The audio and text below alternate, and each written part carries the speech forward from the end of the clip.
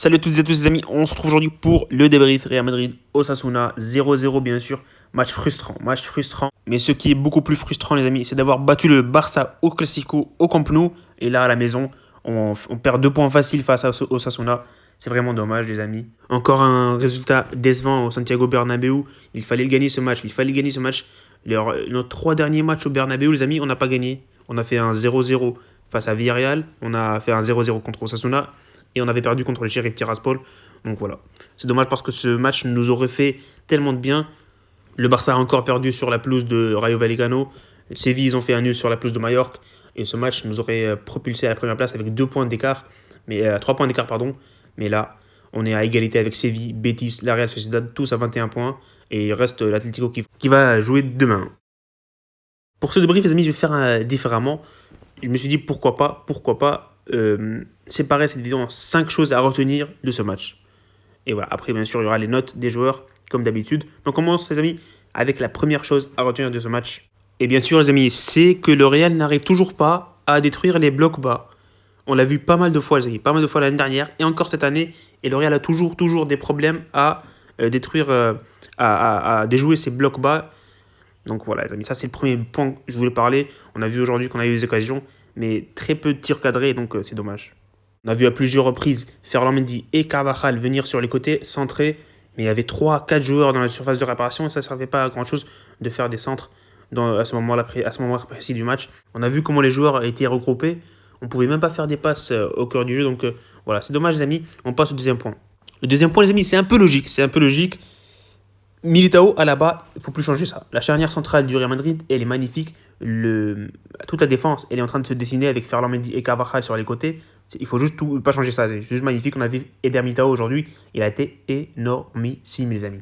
Le troisième point les amis, le manque d'efficacité. Les amis, Benzema, Asensio, Vinicius, Rodrigo, Hazard, je sais pas qui, Marcelo offensivement, Lucas Vazquez, il y a genre 7 à 8 joueurs aujourd'hui à vocation offensive, on n'a pas réussi à marquer. C'est un truc de fou les amis, c'est un truc de fou. Bon, il y a eu les occasions, on les a eu l'occasion, on est tombé sur un bon gardien, on est tombé sur la barre transversale, et on est aussi tombé par beaucoup de ratés. Donc c'est dommage, il faudra rectifier ça les amis, parce que dans des gros matchs, l'autre équipe marquera, on va sûrement perdre le match, donc il faudra rectifier ce problème de raté, de manque d'efficacité, les amis. L'avant-dernier point du match, les amis, pour moi, c'est le flop du match. Même s'il rentre vers la 70e minute, Eden Hazard, franchement, c'est triste. C'est triste de le voir comme ça. Il participe même pas au jeu du Real Madrid. Il était genre invisible. Invisible dans ce match. Il a touché genre 5 ballons. À part ça, il a rien fait. Il a pas tiré. Il a même pas été inclus dans le jeu du Real. C'est sûr que pas mal d'entre vous, les amis, vont dire qu'il n'a pas eu assez de temps pour se montrer. Mais pour moi, un joueur du Real Madrid doit être décisif. Il doit être décisif dans des moments comme ça, dans des petits instants et tout. Donc il n'a pas été décisif, il n'a même pas touché la balle plus de 5 fois. Pour moi, Eden Hazard, un gros flop aujourd'hui, les amis. Voilà, il faut qu'il marque, il faut qu'il fasse un truc avec le Real Madrid. Parce que sinon, voilà, ses jours sont comptés. Donc on verra, les amis. On verra ce qui va se passer avec Hazard. Parce que pour moi, il a été nul aujourd'hui, nul. Et enfin, les amis, le dernier point du match, pour moi, c'est le penalty. C'est juste un fait de jeu, c'est vrai, mais pour moi, il y a péno et ça aurait changé le match complètement à 180 degrés. Donc pour moi, le péno, les amis, aurait tout changé dans ce match. Mais voilà, c'est l'arbitre et ça fait partie du foot, les amis. Ça fait partie du foot, on peut rien y faire. Donc voilà, ça c'est tout pour les amis pour le débrief dans ce nouveau modèle. On va passer aux notes des joueurs en commençant par Thibaut Courtois, bien sûr. Le gardien belge n'a pas eu grand chose à faire, les amis. Il y a 2 ou 3 occasions de Sasuna maximum. Il y a le poteau, certes, mais à part ça, il n'y a pas eu grand chose. Donc Courtois, je donnerai une note par défaut, les amis, de 6 sur 10 parce qu'il n'avait pas beaucoup de choses à faire. On passe à la défense. Ferland Mendy, franchement, les amis, défensivement, il n'avait pas beaucoup de choses à faire et offensivement, il a essayé, il a multiplié les centres, mais ça n'a pas marché aujourd'hui. Mais voilà, défensivement, il a été solide comme d'habitude. Donc je donnerai une note de 6 sur 10 par défaut aussi.